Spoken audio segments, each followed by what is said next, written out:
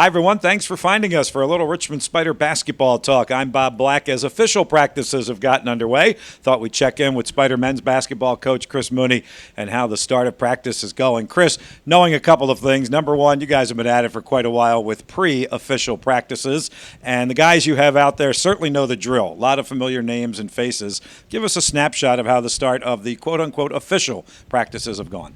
Well, it's gone really well. You know, it's obviously such a big difference when you have a group of veterans returning, and now with the access that we can have in the summer and in the fall, it makes things much smoother in terms of implementing your offense or defense or special situations.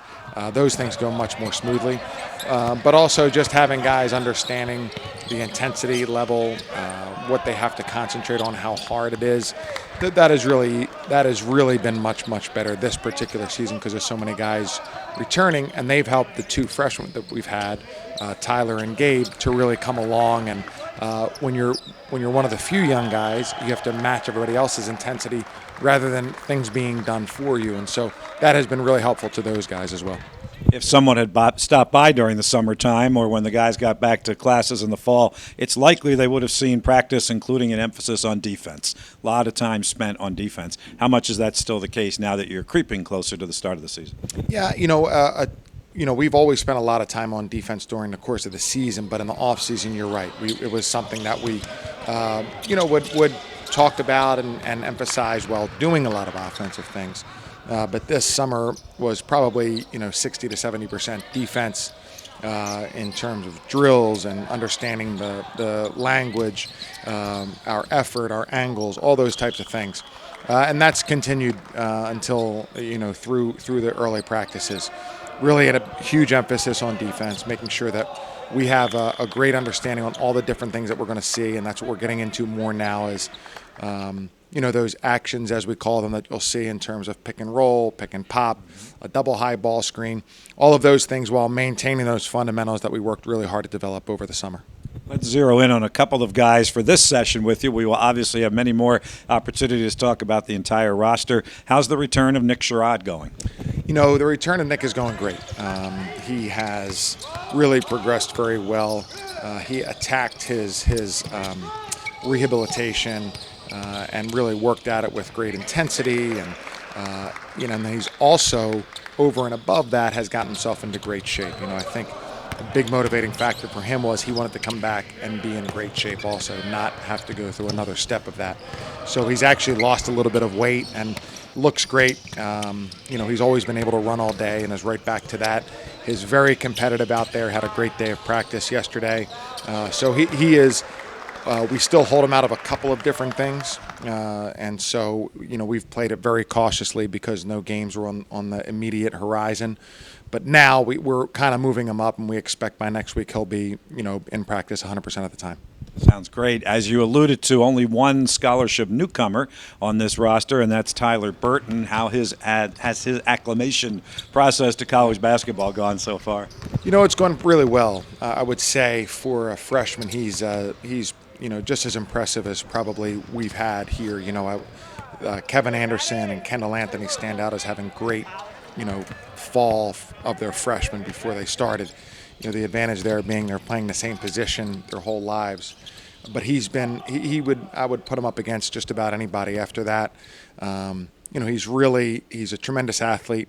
He's really a very serious and hard-working player, and he has a chance to be very special.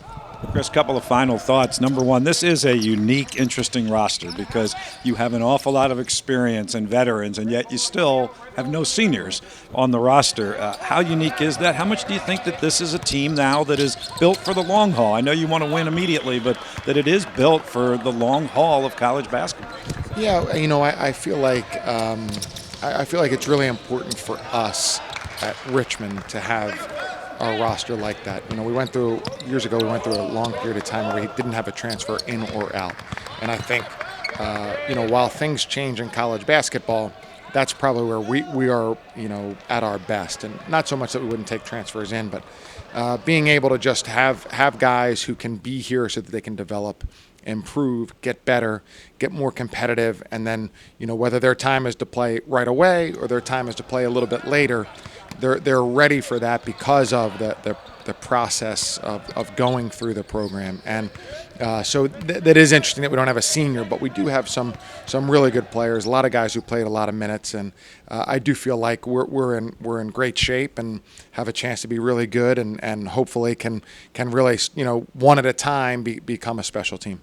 And lastly, I don't know if you do this, but college basketball fans this time of year are reading everything that they can get their eyeballs on about how the teams are going to do, predictions, prospectus, all of that. And the Spiders are getting a real nice look, a sleeper team, a team that can really do some damage. Does that, from an outsider looking in, help at all with just a little bit of confidence? I know internally you guys feel good about it, but when you hear things like that. I would guess so. I feel like those things. When I played for Pete Carrill, who probably like Coach Tarrant, didn't like those off-season, predictions or thoughts or observations, and then that's become very important, and the branding and everybody.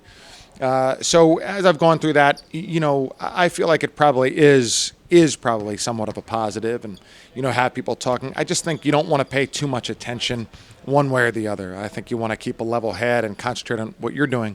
But there's so much access to the information or the opinions now that it's hard to just totally tune out. So I'm glad that it's positive, and hopefully the results can be more positive.